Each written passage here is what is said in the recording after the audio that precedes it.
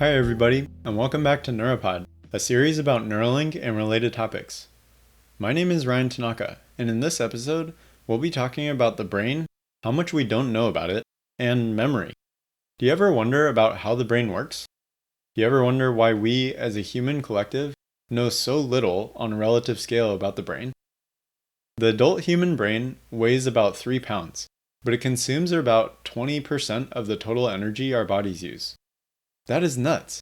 If our entire body had the same weight to energy consumption ratio, we'd have to consume more than 20,000 calories per day. That's 75 slices of apple pie, or 256 eggs. Given the rise of the all-you-can-eat experience, maybe us Americans know something the rest of the world doesn't. The brain has numerous components. As Tim Urban describes it in his excellent Wait But Why article, we can think of our brain as the combination of 3 brains: the reptilian brain, the paleomammalian brain, and the neomammalian brain. The oldest part, the reptilian brain, makes sure that our bodies perform regular functions. It controls our heart rate, ensures we breathe, maintains blood pressure, and so on. It also enables us to eat, see, hear, and stay balanced. The paleomammalian brain represents our limbic system. The limbic system is where the emotional roller coaster lives. It allows us to feel things like anxiety, sadness, frustration, and joy. Inside the system is the hippocampus, which, if you speak Greek, you know it means seahorse. So it's no surprise it kind of looks like one. Most of the brain is worth exploring, but this is particularly true of the hippocampus. The hippocampus is where memories are formed. For example, when we go to Chicago, walk down Michigan Avenue, turn down random blocks, and see how beautiful the city is, our memories of the layout are being created. Those memory file downloads will be moved to other parts of our brain for memory storage. I find memory to be quite a peculiar aspect of our lives. Old memories can evoke strong positive or negative emotions. They can be difficult to retrieve and easily transformed. At the end of the day, we are in essence the sum total of our memories and the memories we are a part of in other people. The parallels of our body and a computer are growing increasingly similar. Our computer's memory can be deleted, modified, or filled at any time. We have to revisit items to make sure we save them in the appropriate folders. And the total system has limited storage capacity. If our brains no longer have the capacity to store new memories, we have to figure out how to create more space. Sometimes this means unintentionally forgetting older events, or recent but less important events. I predict there are also differences in everyone's storage capacity. In some cases, people have decreased ability to form memories. If they can't form them, they certainly won't be able to retrieve them. In other cases, people could be paying full attention to what's occurring, and their brain creates a memory file, but later when they go to retrieve it, the file is either misplaced, overwritten, or otherwise lost. Whether it's due to genetics or training, if one person has a greater ability to remember and retain information, that's clearly a huge advantage. And the contrary is true too. If someone has diminished ability to store and recall information, that's a disadvantage in most scenarios. I suppose the outlying events are those that are not pleasurable to remember, which is a nice transition to the next logical step. The idea of being able to intentionally delete, modify, or add memories. If our brain is our computer, and the hippocampus part of the limbic system is our memory formation system, and those memories are stored in various other parts of the brain, should we be able to intentionally erase bad memories from storage? I personally want to keep all the memories I currently have, but for someone with severe trauma or post-traumatic stress disorder, I'd expect that there would be substantial quality of life improvement if they could just delete those pertinent files. We'll explore this more in future episodes and probably discuss some of the advantages and disadvantages of these actions. There are some substantial ethics-related concerns here, so although my personal bias is net in favor of the tech the Neuralink team is building, it's worth presenting other viewpoints. At present, Neuralink isn't necessarily making these decisions. They're simply creating the technology that would enable this type of decision. All the procedures are elective, and I predict that'll remain the case forever. And that's a great thing. This topic brings out a spectrum of perspectives, and in some cases, the decisions aren't fully binary. So some people have legitimate concerns. Since our hippocampus is where memories are formed, it's likely also the location where Alzheimer's starts. If you missed the last episode, where we discussed Neuralink's ambitions to minimize the effects of Alzheimer's, I highly recommend checking that out. I'll provide a link with the video. If we can restore old memories, our lives can be much more fulfilling and productive. Around this time last year, I finally did something I had wanted to do for a long time: volunteer at a senior living facility. The primary task I was asked to help with was exactly what I most wanted to do. I got to interview the 50+ residents and hear about their current family situation, hobbies, work experiences, and their upbringing. The stories were fascinating, and they varied significantly. I could hear and see emotions of wonder, frustration, jealousy, and excitement. The memories that rise to the top are the stories of the highest highs and the lowest lows.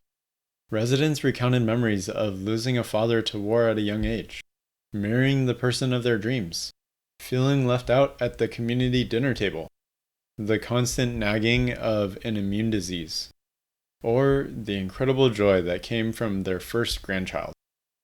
These conversations helped me realize that although some people live a long time, the sum of memorable experiences is a more accurate way of measuring how full the life was.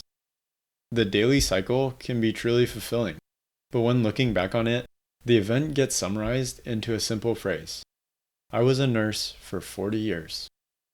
If we could supplement this statement with a picture, we'd have a much more accurate understanding of what the phrase means. A picture in this scenario is truly worth 1,000 words. Furthermore, a video could be worth 1,000 pictures. And then beyond video, the next iteration is to have fully developed recordings of memory. These memories could then be downloaded and shared with two people that have brain-machine interfaces. Let's move on to the third section of the brain, which is the neo-mammalian brain, or the cortex. Tim Urban writes, "The cortex is in charge of basically everything, processing what you see, hear, and feel, along with language, movement, thinking, planning, and personality." Elon Musk discussed the importance of the brain components that Neuralink plans to work with most. He states, "I haven't met anyone yet who wants to get rid of either their cortex or their limbic system. Clearly, they work well together, even though your cortex is in principle far smarter than your limbic system. So hopefully we can have a tertiary layer, which is a digital superintelligence layer. And in fact, you already have this layer. It's your phone and your laptop. And the constraint is just how well you interface, or the output and input speed. The output speed is especially slow, since most people are typing with thumbs nowadays." This quote came from the Neuralink launch event last July.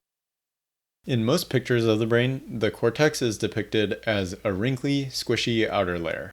The reasons for this is that over time, through evolution, it's been advantageous to have a larger surface area to volume ratio.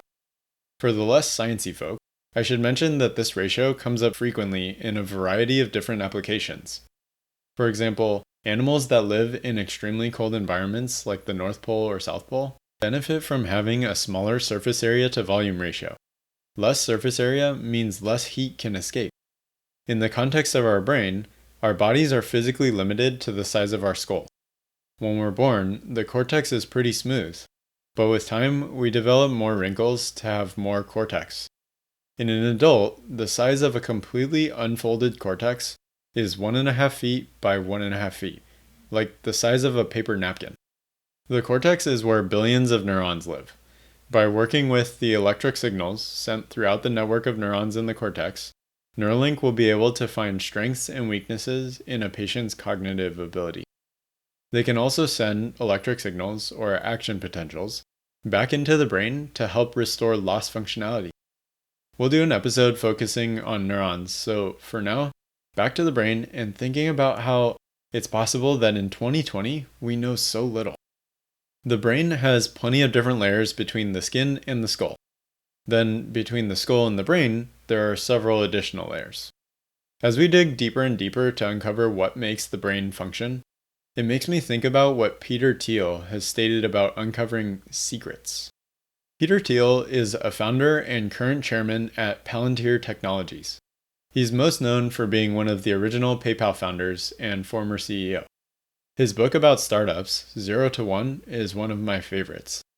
Thiel has written and spoken publicly about his finding regarding secrets. The secrets are truths that are yet to be discovered. The examples he most commonly provides are related to geography and chemistry. In the 17th or 18th century, if we were to look at a map of the world, there are clearly natural geographic locations that we had yet to explore. And similarly, in the 19th century, there were locations on the periodic table of elements that had not been filled in yet. This isn't to say that we've explored everything in either domain. However, it's likely that, relatively speaking, we have catching up to do in domains like atoms, the biomedical field, and biotech. Fortunately, we've seen massive innovation in computing and related fields, so the resources available to explore biotech and the brain have increased tremendously.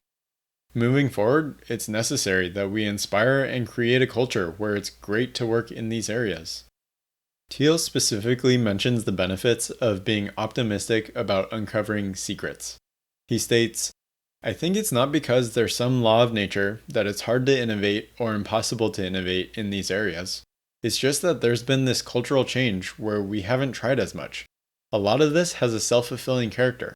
If you think you can't find a secret, then you're not going to try, and you'll not look around, and you will not be a person that ever finds one. So failure and pessimism can have a self-fulfilling character. As conversely, if you think there's a lot to be discovered, progress can accelerate and more things can happen."